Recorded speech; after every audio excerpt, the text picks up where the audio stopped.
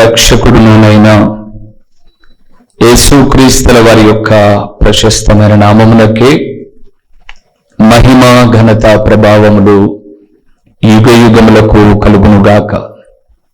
సర్వాధికారి అయిన దేవుడు ఆయన గొప్ప కనికరమును బట్టి ఈరోజు ఈ క్షణము వరకు ఆయన గొప్ప కనికరాన్ని మన మీద చూపుతూ ఆయుష్ను, ఆరోగ్యమును, క్షేమమును ఇచ్చి సజీవుల లెక్కలో మనలను నిలబెట్టిన విధానమును బట్టి దేవాది దేవునికి మనం ఎంతగానో రుణస్థులమై ఉన్నాము.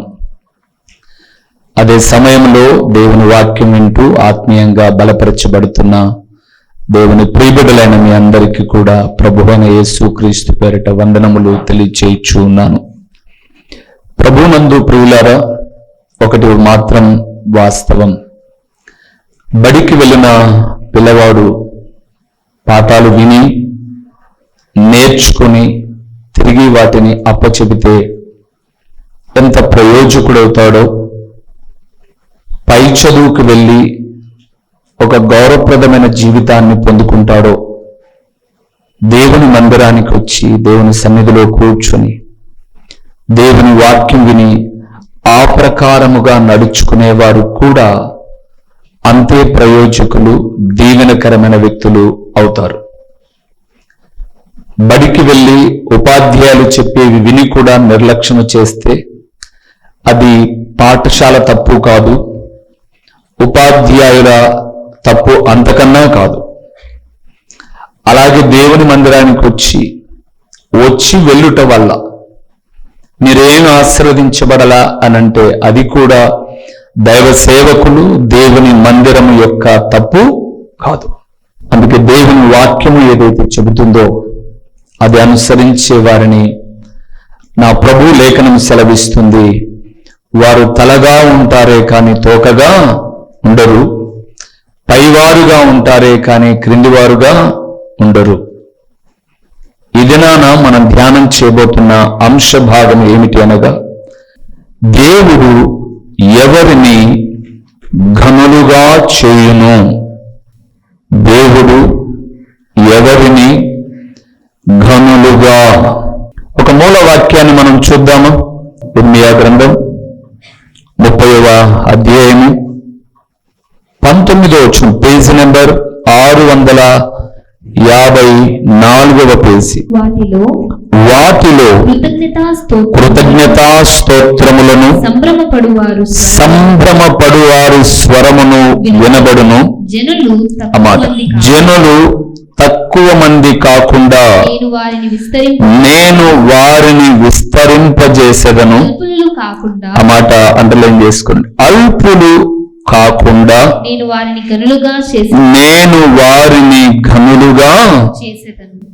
దేవుడు చెబుతున్న మాట, వాటిలో కృతజ్ఞతా స్తోత్రములను సంభ్రమపడు వారి స్వరమును వినబడును. దేవుని మందిరములో అలాగే వినబడిన అంటే కృతజ్ఞతా స్తోత్రములు సంభ్రమపడు వారి స్వరమును వినబడినప్పుడు వారు తక్కువ మంది కాకుండా వారు విస్తరింపబడతారు అని. అల్పులు కాకోకుండా వారేమవుతారట? ఘనులుగా. అల్పులు కాకుండా నేను వారిని ఏం చేస్తాను? ఘనులుగా. దేవుని బిడలారా, ఘనులు పర్యాయపదం, గౌరవప్రదమైన జీవితం, ఉన్నతమైన జీవితం, అభివృద్ధితో కూడిన జీవితం. అది దేవుడు మన ఎడల చేయాలనుకున్న పని. కానీ మనమే ఆయన ఇచ్చే ఘనతను పోగొట్టుకుంటున్నాం. ఈరోజు పోగొట్టుకోకుండా ఘనులుగా ఉండాలంటే ఏం చేయాలో చూద్దాం. దానికి ముందు కొన్ని మాటలు చూద్దాం. ఇర్మియా గ్రంథము 657వ పేజీలో 33వ అధ్యాయము 9వ వచనం. భూజనులందరి ఎదుట వారు నాకు ఇష్టమైన పేరుగాను, చూసారా, స్తోత్ర కారణముగాను, ఎలాగట? ఘనతాస్పదముగాను వందురు చాలు. ఇంకా చాలా ఉన్నాయి. నేను వారికి చాలా ఉపకారాలు చేస్తాను, వారికి క్షేమాన్ని ఇస్తాను, మేలును బట్టి వారిని దీవిస్తాను, చాలా చెప్పాడు. కానీ ఘనత అనే సబ్జెక్టు మీద మనం ఉన్నాం ఈరోజు. అవే ధ్యానం చేద్దాం. ఆయన అన్నాడు, మొదటిగా మీరు అల్పులు కాక గనులుగా ఉందురు అన్నాడు. ఇర్మియా గ్రంథం 39లో 33 అలాగే 9వ వచనంలో, అక్కడ 30:19లో ఒక మాట చెప్తే ఇక్కడ 33:9లో ఒక మాట అంటున్నాడు. భూజనులందరిలో, ఒక్కరిలో కాదు, భూజనులందరిలో మీరు ఎలాగుంటారు? ఘనతాస్పదముగా. మిమ్మల్ని చూసిన వాళ్ళు, మనల్ని చూసిన వారు, మా ముందు వీళ్ళు ఇలాగ జీవితం ఉండేదండి, ఎంతగా దీవించాడు వీరి దేవుడు అని జనులు చెప్పుకోవాలి. మనం దీవించబడిన స్థితిని బట్టి భూజనులలో అనేక మంది మాట్లాడుకోవాలి. అది ఘనతాస్పదం అంటే. కానీ లోకంలో జరుగుతున్న ఒక వింత పరిస్థితి ఏంటంటే, లోకంలో ఒక 3 రకాల ఘనతలు ఉన్నాయి. 3 రకాలు. అందులో మొదటిది మీకు జ్ఞాపకం చేస్తాను. మొదటిది ఏంటంటే, తనంతట తమ్మును ఘనపరుచుకోవడం. నాకే నేను బాగున్నాను, నాకే నేను గొప్పగా ఉన్నాను, తనంతట తను. అలాంటి వాడు ఒకడు ఉన్నాడు. బైబిల్లో చూద్దామా?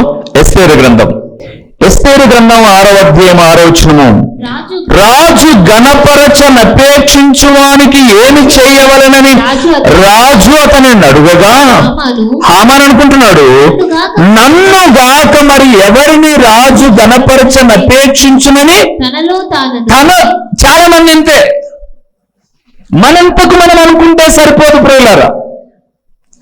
దేవుడు అన్నాడు, ఒక వ్యక్తిని దేవుడు ఘనపరిస్తే ఎలాగుంటుంది అని రాజు పోలికలో లేదా రాజు స్థానంలో మనం ప్రభు అయిన క్రీస్తుని పెట్టుకుంటే, రాజు ఒక వ్యక్తిని ఘనపరచాలనుకున్నప్పుడు జనులు అనుకుంటారంట, నన్నుగాక ఎవరు? ఈ చర్చిలో నేనే బాగా వాక్యం చదువుతా, నేనే బాగా పాటలు పాడుతా, నేనే బాగా ప్రసంగం చేస్తా, నన్నుగాక ఎవరు అని అనుకునే వర్గం ఒక వర్గం. కానీ అక్కడేమైంది? అలాగనుకున్న హామాను ఏమయ్యాడు? షేమయ్యాడు. సిగ్గుతో తలదించుకున్నాడు. అందుకే మనంతట మనము ఘనతను కోరుకుంటే అది వేస్ట్. రెండవది కూడా ఉంది, మనుషుల చేత ఘనపరిచేది. అదే ఒక పేపర్ తిప్పండి, 11వ వచనం. అదే 6వ అధ్యాయంలో, ఎస్తేరు గ్రంథం 6వ అధ్యాయం 11వ వచనాన్ని చూద్దాం. ఆ ప్రకారమే హామాను ఆ వస్త్రములను, ఆ గుర్రమును తీసుకుని మొర్దెకైకి ఆ వస్త్రములను ధరింపచేసి ఆ గుర్రము మీద అతనిని ఎక్కించి రాజవీధిలో అతనిని నడిపించుచు, అక్కడ చూడండి, రాజు ఘనపరచనపేక్షించువానికి ఈ ప్రకారము చేయదగునని అతని ముందర. రెండవది, మనుషుల ద్వారా వచ్చే ఘనత. మనుషుల ద్వారా వచ్చే ఘనత. ఈయనెవరు? మొర్దెకై పరిస్థితి ఏంటంటే, రాజుగారిని చంపడానికి కొంతమంది ప్లాన్లు వేస్తే ఆ విషయం చెప్పాడు, కానీ ఆయనకేం బహుమానం ఇవ్వాల. ఒక దినాన రాజుకు నిద్ర రాలేదు. ఆ సమయంలో ఆ రాజుకు జరిగిన మేలును గూర్చిన పుస్తకం తెమ్మన్నాడు, చదివాడు. అరే, మొర్దెకై చాలా మేలు చేశాడు, నా ప్రాణాన్ని కాపాడాడు, కృతజ్ఞతగా అతనికి ఏమైనా బహుమానం ఇచ్చామా? ఏం ఇవ్వలేదు రాజా. అయితే అతనికి బహుమానం ఇవ్వాలి అని అనుకుంటున్నప్పుడు హామాను కనిపించాడు. హామాను ఒక వ్యక్తిని రాజు గణపరచాలంటే ఏం చేయాలనుకుంటే, ఈ మెంటలోడు అనుకున్నాడు, మనం తప్ప ఎవరు అనుకున్నాడు, షేమయ్యాడు. ఇలాగ చేయాలని వాని మనసులో ఉన్న కోరికలన్నీ చెప్పాడు. వెంటనే రాజు అన్నాడు, ఇవన్నీ వెళ్ళి నువ్వు ఎవరు చేయాలి? మొర్దెకైకి చెప్పు అన్నాడు. అలాగే చేశాడు. వీధిలో పాట పాడుతూ వెళ్ళాడు. రాజు ఒకరిని ఘనపరిస్తే ఎలాగుంటుందో అని చాటింపు చేసుకుంటూ వెళ్ళాడు. రాజు ఘనపరిచాడు మొర్దెకైని. కానీ మరలా గుర్రము దిగిన మొర్దెకై యథావిధిగా తన డ్యూటీ ఎక్కడా? వాచ్మెన్. అక్కడికి వెళ్ళిపోయాడు. మనుషుల ఘనత ఇంతే. ఇస్తే నెత్తిన పెట్టుకుంటారు, ఇస్తే పెళ్లి చేయి అంటారు, ఇయ్యకపోతే ధనంజయ అంటారు. మనుషుల ఘనత గొప్పది కాదు, తనంతట తాను గొప్ప చేసుకోవడము గొప్ప కాదు. కానీ ఇంకొక గొప్ప ఉంది, చాలా గొప్పది. అది యోహాను సువార్త 12వ అధ్యాయము 26వ వచనాన్ని చూద్దామా? ఒకడు నన్ను సేవించిన ఎడల నన్ను వెంబడింపవలెను, అప్పుడు నేను ఎక్కడ ఉండును అక్కడ నా సేవకుడు ఉండును. ఒకడు నన్ను సేవించిన ఎడల నా తండ్రి అతనిని, ఇదేంటంటే పరమ తండ్రి ఇచ్చే ఘనత. ఎవరిచ్చే ఘనత? పరమ తండ్రి, దేవుడిచ్చే ఘనత నిరంతరము నిలిచి ఉంటుంది. మూడవది పరమ తండ్రి ఇచ్చే ఘనత. ఈరోజు చాలా మంది ఈ ఘనతను పోగొట్టుకుంటున్నారు. ఈ ఘనత, ఈ గౌరవప్రదమైన జీవితం ప్రభు ఇచ్చాడు అంటే దాన్ని ఎవ్వరు దొంగిలించలేరు, ఎవరు దొంగిలించలేరు దాన్ని. అయితే ఆ ఘనత పొందుకోవాలంటే కొన్ని పనులు దేవుడు చెప్పినవి మనం చేయాలి.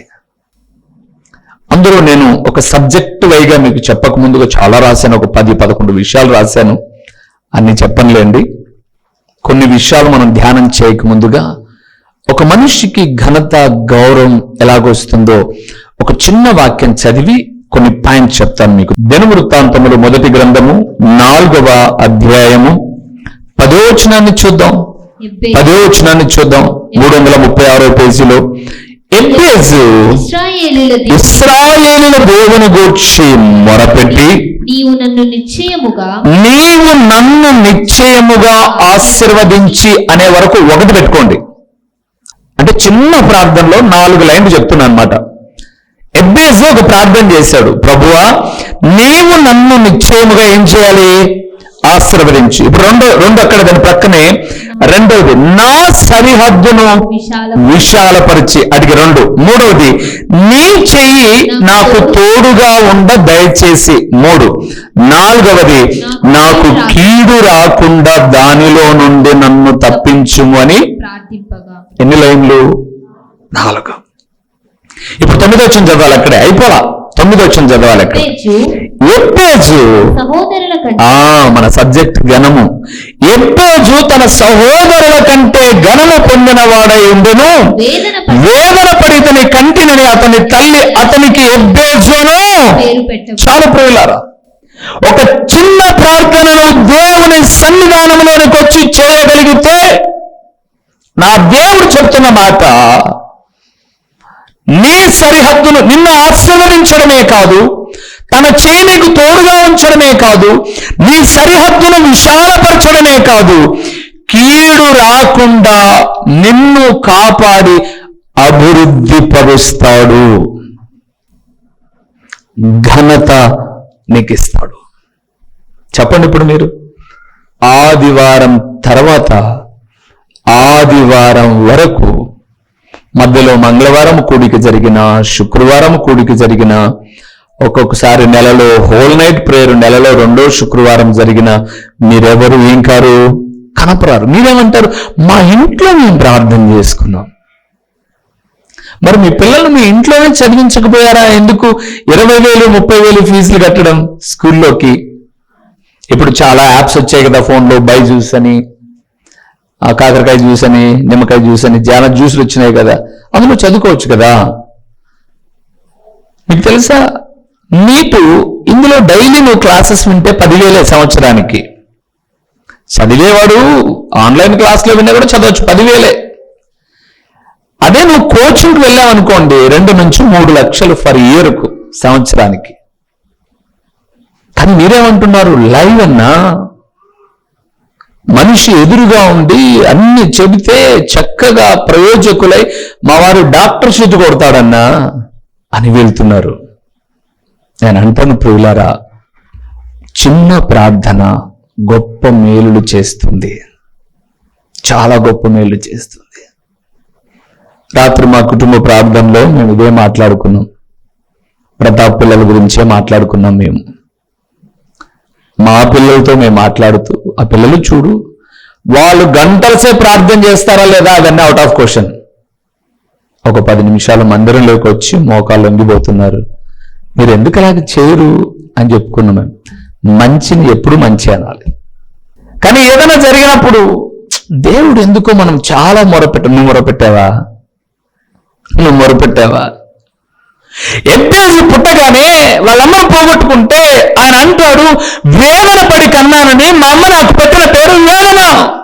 ఎబ్బేజు అంటే అర్థమేమని? వేదన. ఎవరు పిలిచినాను? రే వేదన అని పిలుస్తున్నారు. ప్రభువా, ఈ సన్నిధానంలో ప్రార్థన చేస్తున్నాను, నన్ను ఆశీర్వదించు, నీ చెయ్యి నాకు తోడుగా ఉంచు, కీడు రాకుండా నన్ను కాపాడు, నా సరిహద్దును విశాలపరచు. చిన్న ప్రార్థన చేశాడండి. 9వ వచనం చూశాం. తన సహోదరుల అందరిలో ఎబ్బేజు ఏమయ్యాడు? ఘనపరచబడ్డాడు. దేవుని బిడ్డలారా, నిజంగా చెబుతున్నాను, రానున్న దినాలు మీకు ఘనతను కలుగచేసి మీ సంపాదన దీవెనకరంగా ఉండి మీ విద్యాబుద్ధులలో ఆత్మీయ జీవితంలో వృద్ధి కలగాలంటే చాలా విషయాలు ఉన్నాయి. ఇదివరకు ఇలాంటి సబ్జెక్ట్ చాలా చెప్పాను నేను. ఈరోజు కొన్ని మాటలు మీకు చెప్తాను. మీరు స్వీకరించగలిగితే నా దేవుడు తప్పక మిమ్మల్ని ఆశీర్వదిస్తాడు. మొదటి విషయానికి వెళ్దాం. అపోస్తుల కార్యములు 17వ గనులు అనే మాట వస్తుందండి. ఎక్కడ మనం చదువుతున్నా సరేనా? గనులు అనే మాట 17వ అధ్యాయము 11వ వచనం. 11వ వచనం. వీరు తెస్సలోనికలో ఉన్న వారి కంటే ఘనులైయుండిరి గనుక ఆసక్తితో వాక్యమును అంగీకరించి పౌలును శీలయును చెప్పిన సంగతులు అలాగున్నవో లేవో అని ప్రతి దినమును లేఖనములు పరిశోధించుచు. చాలు. ఎవరు వీరు? బెరయా అనబడే పట్టణంలో ఉన్న చిన్న సంఘం, పెద్ద సంఘం కాదు. కానీ మీరు అక్కడ చూసారా 11వ వచనంలో తెస్సలోనిక వారి కంటే అని రాయబడింది. పౌలు శీలలో పరిచర్య చేస్తున్న దినాలలో ఒక పెద్ద సంఘం ఎక్కడ ఉంది అంటే తెస్సలోనికలో ఉంది. ఈరోజు మనం నివసిస్తున్న ప్రాంతంలో మనం చిన్న సంఘం. మనకన్నా పెద్ద సంఘాలు చాలా ఉన్నాయి ఈ పట్టణంలో. చిన్న సంఘం బెరయా చాలా చిన్న పట్టణం, చిన్న సంఘం. కానీ తెస్సలోనిక వారి కన్నా బెరయా పట్టణంలో ఉన్న సంఘస్థులు గనులయ్యారు. ఎందుకో తెలుసా? అక్కడ రాయబడింది, వారు ఆసక్తితో వాక్యమును అంగీకరించి దైవ సేవకుడు చెప్పిన మాటలు అలాగా ఉన్నవో లేవో అని ఎక్కడ చూశారు వాళ్ళు? బైబిల్లో చూశారు వాళ్ళు, లేఖనాలను చూశారు వాళ్ళు. ఈ రోజు నీకు ఎప్పుడైనా నేను చెడ్డగానో కోపంగానో కనపడ్డాను అని అంటే మీ ముఖాలు బైబిల్లో లేవు, నా ముఖాన్నే చూస్తున్నారు. అరే, ఆ అన్న చెప్పినది, ఆ దైవ సేవకుడు చెప్పినది వేద గ్రంథంలోని మాట కదా, అతన్ని ఎందుకన్నా మనం కోపగించుకోవడం, అసహించుకోవడము అని అంటే మీరు ఘనపరచబడతారు. ప్రియులారా, ఘనపరచబడతారు. అయితే మీరే అనుకుంటారంటే అది బైబిల్లో ఉండొచ్చు కానీ మాకు చెప్పకూడదు, బైబిల్లో ఉండొచ్చు మాకు చెప్పకూడదు అంటే టెక్స్ట్ బుక్ లో ఉంటుంది అని చెప్పకపోతే నీ పిల్లవాడు ఏమవుతాడు? చెప్పండి, ఇప్పుడు ఏమవుతాడు? ఫెయిల్ అవుతాడు. వాడు ఫెయిల్ అయినప్పుడు నువ్వు వాళ్ళని ప్రశ్నిస్తావు తండ్రిగా తల్లిగా. ఏమంటే మా పిల్లవాడికి ఎందుకు చెప్పలేదు ఇవి అని అడుగుతావు. పలానా సబ్జెక్ట్ లో పాఠమే చెప్పలేదంటే అందులోనే ప్రశ్న వచ్చింది, మా పిల్లవాడు ఫెయిల్ అయ్యాడని అడుగుతావు తల్లిదండ్రిగా. సేవకుడిగా నేను చెప్పకపోతే పరమ తండ్రి అడుగుతాడు కాబట్టే ప్రతి మాటను లేఖనాల్లో నుంచి చూపిస్తుంటే స్వీకరించే మనస్సు నీకు లేదు. నువ్వేమనుకుంటున్నావంటే అక్కడ లేదబ్బా అట్లా, ఇక్కడ లేదబ్బా అట్లా. నువ్వు మనుషులనే చూస్తున్నావు కానీ యావత్ ప్రపంచంలో 280 పైబడిన దేశాల్లో ఎవరు చెప్పినా ఈ గ్రంథంలోని మాటలే చెప్తాడు. కాకపోతే ఎదురుగా ఉన్న మందను గూర్చి ఎరిగిన వాడు కాపరి ఒక్కడే. అందుకే బైబిల్లో రాయబడింది, జీతగాడు జీతగాడే. జీతగానికి బాధ్యత ఉండదు కాపరికి మాత్రం బాధ్యత ఉంటుంది. ఈరోజు ప్రభునందు ప్రియులారా, నీవు ఘనమైన జీవితం జీవించాలంటే వాక్యం ఏదైతే చెప్పిందో అది అనుసరించు. ఇంతకు అది బైబిల్లో ఉందో లేదో చూడు. చూడడమే కాకుండా ఆ ప్రకారముగా నువ్వు అనుసరిస్తే నా దేవుడు బెరయాను పట్టణములో ఉన్న సంఘాన్ని ఘనులుగా చేసిన దేవుడు నిన్నెందుకు చేయడు? ఇప్పుడు ప్రసంగం మీకొక్కరికే అని మీరు ఎందుకు అనుకుంటున్నారు? నాకు కూడా కదా. రెండంచులు కలిగిన ఖడ్గము అంటే నువ్వు ఎలాగుండాలో చెబుతున్నప్పుడు నేను కూడా ఎలాగుండాలో నాకు కూడా చెప్తుంది కదా. సరే, నీకు కనపడే రీతిగా నేనేమైనా భిన్నంగా ఉంటే ఒక ఆత్మీయ తండ్రిగా నా దగ్గరకు వచ్చి మాట్లాడన్నా, నాకు ఇది చెప్తావు, నువ్వు ఇది చేస్తున్నావు కదన్నా అని ఖచ్చితంగా నేను సరి చేసుకుంటా. అందుకే గనులుగా దేవుడు ఎవరిని గనులుగా చేస్తాడు అనంటే మొదటిది వాక్యము విని అంగీకరించువారిని. అందుకే మనము యేసు ప్రభుల వారు చెప్పిన ఒక ఉపమానాన్ని మనం చూస్తే, విత్తువాడు విత్తనములు చల్లుటకు పొలంలోనికి వెళ్ళాడు అని విత్తనాలు విత్తాడు. కొన్ని ఎక్కడ పడ్డాయి? త్రోవ పక్కన, కొన్ని రాతి నేల, కొన్ని మూల పొదలో. ఇవన్నీ కూడా ఎదగల, ఫలించల. కానీ మంచి నేలను పడినవి మాత్రం 30దంతలుగా, 60దంతలుగా, 100అంతలుగా ఫలించి. ఏంటి విత్తనం అంటే? వాక్యమే విత్తనం. ఆ వాక్యం అనే విత్తనం నీ హృదయంలో నాటబడితే నువ్వు 30దంతలుగా, 60దంతలుగా, 100అంతలుగా ఫలిస్తావు. కానీ నువ్వేం చేస్తున్నావు? కథను గుర్తుపెట్టుకుంటున్నావు, రాతి నేలన పడినట్టు, ముళ్ళ పొదలో పడినట్లుగా హెచ్చరికలు, గద్దింపులు గుర్తుపెట్టుకుంటున్నావు. మరికొన్ని త్రోవ పక్కలో పడినట్లు ఇది మాకు కాదులే అని పక్కకు తోసేస్తున్నావు. శ్రేష్టమైన వాక్యాన్ని నీ హృదయంలో నాటుకోవడంలా. ఘనులు కావాలి అంటే వాక్యము విని అంగీకరించాలి. కొంచెం కొంచెం వివరిస్తాను. రెండో విషయానికి వద్దాం. రాసిన సువార్త 67వ పేజీ క్రొత్త నిబంధనలో 14వ అధ్యాయము 10వ వచనం నుంచి 8వ వచనం నుంచి 10 వరకు చూద్దాం. 11 వరకు చూద్దాం. 11 వరకు. నిన్నెవరైనను పెళ్లి ఎందుకు పిలిచినప్పుడు అగ్రపీఠము మీద కూర్చుండవద్దు. ఒకవేళ నీకంటే గనుడు అతని చేత పిలువబడగా నిన్నును అతనిని పిలిచిన వాడును వచ్చి ఇతనికి చోటిమ్మని నీతో చెప్పును. అప్పుడు నీవు సిగ్గుపడి కడపటి చోటున కూర్చుండ సాగుదువు. అయితే నీవు పిలువబడినప్పుడు నిన్ను పిలిచిన వాడు వచ్చి, స్నేహితుడా, పై చోటికి రమ్మని నీతో చెప్పులాగున నీవు పోయి కడపట చోటున కూర్చుండుము. అప్పుడు నీతో కూడా కూర్చుండిన వారందరి ఎదుట నీకు ఘనత కలుగును. 11వ వచనం, తన్ను తాను హెచ్చించుకుని ప్రతి వాడును తగ్గింపబడును, తన్ను తాను తగ్గించుకుని వాడు హెచ్చింపబడునని చెప్పను. చాలు. రెండవది ప్రియులారా, తగ్గించుకుంటే ఘనత. ఏం చేయాలంట? తగ్గించుకోవాలి. అక్కడ ఏం జరిగిందో ఒక మాట చెప్తాను. అంటే ప్రభువు చెప్పిన మాట 14వ అధ్యాయంలో, ఒక పెళ్లికి మనల్ని ఎవరో పిలిచారంట. అది మన అన్నదే కావచ్చు, మన అక్కదే, మన ఇంట్లో బిడ్డలదే కావచ్చు. పెళ్లికి మనల్ని పిలిచారట. మనం పెళ్లికి వెళ్ళాం. వెళ్ళగా అంటే చాలా మాటలు మా జీవితాల్లో అలాంటివి జరిగాయి. కొన్ని చోట్ల మమ్మల్ని అన్న మీరు పెళ్లి చేయాలి రండి అన్న అని పిలిచింటారు. అప్పటికే పెళ్లిలో అందరూ వచ్చి కూర్చొని ఉంటారు. మమ్మల్ని ఇంకా రండి అన్న టైం అయింది అని రూమ్ నుంచి తీసుకొస్తారు.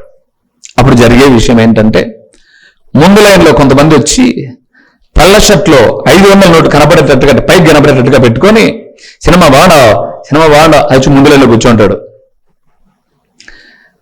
మావాడే మావాడే మావాడే మావాడే అంటాడు. ఈరోజు పెళ్లికి పిలిచిన వాళ్ళు ఏం చేస్తారంటే, మమ్మల్ని పిలుచుకొని రాగానే దేవుని సేవకులు వచ్చారని వాళ్ళ బంధువే, అబ్బాయి నువ్వు వెనకలు కూర్చోపోరా, పాస్టర్ గారు వచ్చారు పులివెందుల నుంచి, మీరు ఇక్కడ కూర్చోండి అని అంటాడు. ఎంతసేపు ఇట్ట చెయ్యి ఊపినారు చూడు. వీడు ఈ నుంచి లాస్ట్కి 20 లైన్లు కుర్చీలు వేసింటారు. అదంతా చెవి ఊపుకుంటా పోవాలి వెనక్కి, చెవి ఊపుకుంటా వెనక్కి వెళ్ళాలి. ఎందుకంటే అన్ని ప్యాకప్ వెనక్కి వెళ్ళిపోయి కూర్చోవాలా. అలాంటి సంఘటన అక్కడ చెప్పాడు. నువ్వు ఏదన్నా కార్యానికి వెళ్తే వెనకల కూర్చో, ముందు స్థానాన్ని కోరుకో మాకు. ఆ పెళ్లికి నిన్ను పిలిచారు చూడు, వాళ్ళ మైకులో పలాని సహోదరుడు సహోదరి దయచేసి వెనక కూర్చున్నారు, ముందు లైన్లోకి వస్తే బాగుంటుంది అని చెప్పినప్పుడు 30 లైన్లు కూడా ఏం చూస్తాయి? ఇలాగా వెనక్కి తిరిగి చూస్తే నువ్వు వచ్చి ముందు కూర్చున్నప్పుడు నీకు ఘనత. సో నీకు ఘనత కలగాలంటే నిన్ను నీవు ఏం చేయాలి? తగ్గించుకోవాలి. అదే అక్కడ ప్రభువు చెప్పింది. మీరు ఫిలిప్పీయులకు రాసిన పత్రిక 2వ అధ్యాయం ఇప్పుడు 5 నుంచి 10 వచనాలు చదవండి, అవే ఉంటాయి. ఆయన దేవుని కుమారుడై ఉండి దేవునితో సమానముగా ఉండే భాగ్యాన్ని విడిచిపెట్టడము గొప్ప భాగ్యమే అది. కానీ అది ఎంచక దాన్ని వదిలిపెట్టేసి దాసుడిగా తన్ను తాను రిక్తుడిగా చేసుకొని, ఇంకా 8వ వచనంలో రాయబడి ఉంది, శిలువ మరణము పొందినంతగా తనను తాను ఏం చేశాడు? ఆయన తగ్గించుకున్నాడు. తనను తాను ఏం చేయమనింది? తగ్గించుకోమనింది. ఒక మాట చెప్పి 3వ విషయానికి వెళ్తాను. నీ దగ్గర తగ్గింపు లేదనుకో, ఒక్క మాట చెప్తాను. ప్రభు నాతో చెప్పమన్న మాట, ఎవరో చెప్పింటే రాసుకున్న మాట కాదు, ప్రభు నాతో చెప్పిన మాట. నీ దగ్గర తగ్గింపు లేకపోతే నీ వాళ్ళని అందరినీ దూరం చేసుకుంటావు. అందరినీ ఇంకా ఒకవేళ తప్పదని నీ భర్త నిన్ను నమ్ముకుంటాడో, నీ భార్య నిన్ను నమ్ముకుంటే వెనకబడుతుంటాదేమో, కానీ ఒకానొక దినాన నీ గర్వం నీ పిల్లలను కూడా నీ దగ్గరికి రానిదు. తగ్గింపు చాలా గొప్పది, చాలా గొప్పది. అందుకే ఈ లోకంలో తగ్గింపు గురించి మనం ఏదైనా మాట్లాడుకోవాల్సి వస్తే అది కేవలం ప్రభు అయిన యేసుక్రీస్తే. ప్రభు అయిన యేసుక్రీస్తే ఎంత గొప్ప దేవుడు అండి ఆయన. ఈరోజు ఒక స్థాయికి వెళ్ళాలంటే అందరూ ఇష్టపడతారు, కానీ ఆ గొప్ప స్థాయినే తగ్గించుకొని ఎంతగా రిక్తుడుగా వచ్చాడు. ఆయన వాక్యం వింటున్న నీవు నీ మాటల్లో కానీ, చూపుల్లో కానీ, క్రియల్లో కానీ, నీ జీవితంలో కానీ తగ్గింపు లేకపోతే నువ్వు చేసే భక్తి వ్యర్థం. ఎట్లా అవుతారన్నా? ఒంటరి అంతో ఇంతో చదువుకొని ఉంటాం, కొంతన్న జ్ఞానం ఉంటుంది మనకు. చరిత్ర పుటలలోనికి వెళ్ళినప్పుడు గర్వించి పతనమైనటువంటి వాళ్ళలో చాలా మందిని చెప్తాను మీకు. ఒక వ్యక్తిని చెప్తాను, జర్మనీ దేశపు నియంత హిట్లర్ గొప్ప అధికారంలో ఉన్నాడు, యూదులందరినీ కాల్చి చంపినవాడు, తన మాటకు ఎదురు చెబితేవాడు మరలా ఉన్నాడు. అలాంటి నియంత తగ్గింపు లేనందుకు ఒంటరయ్యాడు. ఏమి చేయాలనో తెలియక ఆ ఒంటరితనములో తనను తాను ఏం చేశాడు? కాల్చుకున్నాడు. మంచిది కాదండి. దేవుని నమ్మిన బిడ్డలమ్మను ఘనమైన జీవితం కలగాలి అంటే తగ్గింపు ఉండాలి. దేన్ని బట్టి మనం అతిశయపడకూడదు. డబ్బులు ఉన్నాయా? శాశ్వతం కాదండి, శాశ్వతం కాదు. అన్నమున్నా శాశ్వతం కాదు. అధికారమా శాశ్వతం కాదు. మనం ఎన్ని చూడట్లా.